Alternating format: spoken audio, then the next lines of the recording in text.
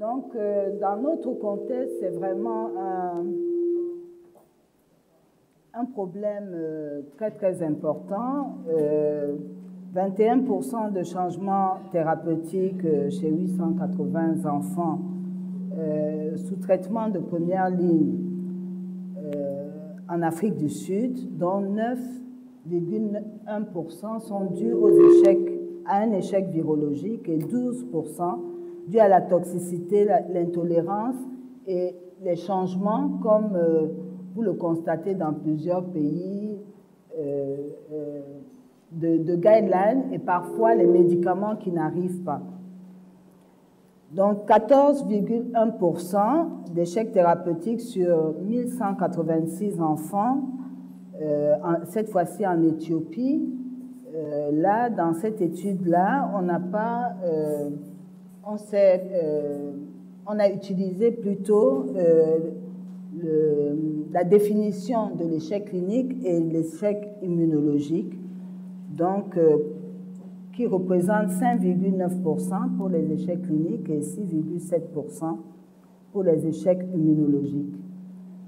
Pour le Cameroun, dans une étude effectuée, présentée au DUVIH du Cameroun, pour l'hôpital La Quintini, nous avions 17,5% des échecs thérapeutiques sur notre cohorte entre 2003 et 2010. Donc, c'est juste pour dire que l'échec thérapeutique, c'est un problème qui est très important. L'échec thérapeutique, en général, est secondaire à une mauvaise observance et peut être dû à une mauvaise observance, à une malabsorption ou à une résistance. Le diagnostic peut être clinique, immunologique et virologique. Après au moins 24 semaines sous traitement ARV chez un enfant observant parfaitement son traitement. Ça, c'est la définition de l'OMS 2010. L'échec clinique, c'est l'apparition ou la réapparition d'événements définissant un stade 3 ou 4, un stade clinique 3 ou 4 de l'OMS.